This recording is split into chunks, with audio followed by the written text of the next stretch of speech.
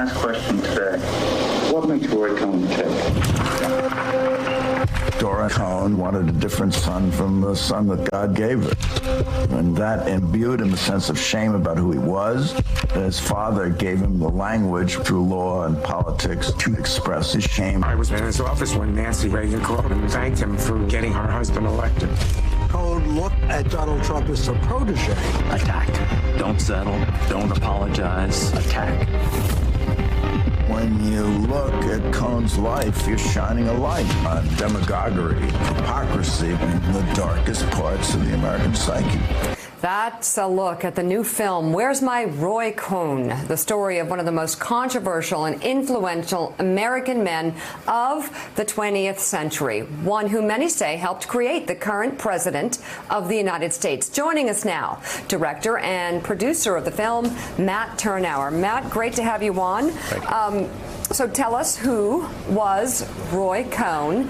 And do you think President Trump knew exactly who he was when he said, "Where's my Roy Cohn"? Oh, he certainly knew he was, because Roy Cohn was Trump's mentor. He created Donald Trump. It's not an exaggeration to say that. Some people I interviewed said that Donald Trump is Roy Cohn, as if he swallowed him whole. He was Joseph McCarthy's chief aide. He really helped invent the blacklist and the witch hunt era of the 1950s. He was whispering in the ear of McCarthy the whole time. And he created the paranoid style of American politics that Trump really mimics today. So he's brought us back to his version of the bad old days, really one of the worst times in our history after World War II, the McCarthy era. Now, of course, we call it Trumpism, but we really need to understand what this is to understand where we are now. So his dark, evil, menacing spirit was first born, as you just indicated, leaning over the shoulder of Joe McCarthy in the Army McCarthy hearings, nationally televised. Roy Cohn dies years later of AIDS. So my question to you is, his inability in that age, in that era, to be who he really was, an openly gay man, he was prohibited from doing that. What did that do, if anything, to help create this twisted individual? Yeah, so you have to look at the context. You know, no lawyer in the 1950s was really out.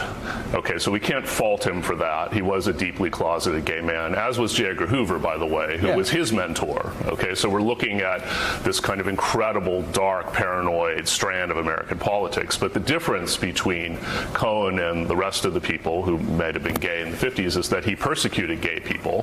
Part of the McCarthy witch hunts was going after gay people in the State Department and in the Army and other branches of the government. So this level of hypocrisy and destroying people who are the same as you is really world class, and this becomes the problem, and he repeats this throughout his career. He's Jewish and is a prosecutor in the Julius and Ethel Rosenberg spy case, and he's the one that gets Ethel the electric chair. Okay, so this expresses a self-hating Jew who was acting out against the things about himself that he was trying to repress and suppress.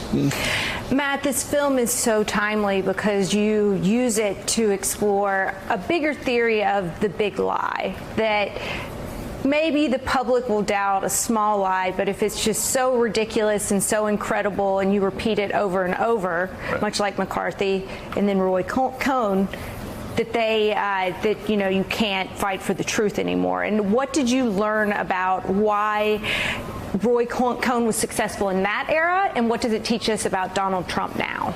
Yeah, so the big lie comes from Nazi Germany. Let's not mince words here. So it's Hitler and Goebbels, his propaganda chief. And what we see is, if you have the demagogue, who's McCarthy in that era, and you have the media who is willing to take the demagoguery and take these lies and take the void and then expand it and broadcast it out to the public, you're in deep trouble. Trump learns this from Cohn. They met in the 1970s. Cohn defends him in an anti-discrimination housing suit, which we all know about it comes up in the news all the time. And he teaches him how to perpetrate the big lie. Basically, it's keep lying, double down. If someone hits you, hit them back 1,000 times harder. All of these techniques that we see on a daily basis that are demagogic techniques, sort of demagogue 101, come from Roy Cohn, and he puts them in the head of Trump in the 70s and 80s, and Trump is perpetrating them every day. Now he has the bully pulpit and all media megaphones. So this is why we've come to this moment that is so deeply dangerous for our republic. So, but Trump, the disciple, learned a lot clearly, as you point out, as the film points out, from Roy Cohn, with one exception. You meet Trump individually, one-on-one, and most people who do meet him in that situation will come away with the same impression. He's still in the hospitality business. He's charming, he's friendly, you know, he's sort of pleasant to be with, he's funny, all those sorts of things. Roy Cohn was none of those. Actually, I think that's wrong. Yeah? And I was surprised to find that when I was making the film. Well, first of all, as a reporter for Vanity Fair, my first job when I was 22 was to interview Trump at Mar-a-Lago. And they sent the young guy because at that time he was a character in the jokescape and they didn't think he was worthy of someone that had any experience. He was charming. He's funny. He knows how to ingratiate. And he's no dummy. He's a media manipulator. So that's what you get. What I discovered is Cohn, despite the kind of sinister look in his eyes and the kind of scar down the nose and the ugly face and the bully boy persona, same thing. Really? Yes. Funny, gossipy, personally charming. There's a whole coterie of New York society at that time, and Trump was sort of on the periphery of this, who loved the guy. They were willing to forgive him because of what's called the favor bank, that kind of back-scratching culture of money, power, politics, and media. And he was wonderful in that atmosphere. He was like a thriving hothouse flower in this special world, and people gave him a big break, cut him slack, and let him go and go and go and go. The parallels between Cohn and Trump are exact. I mean, I hate to quote Scaramucci, but he said it's like Roy Cohn and McCarthy got together, had a baby, and the baby's Donald Trump. Oh, my Lord. Okay, with that nice mental image, we'll end.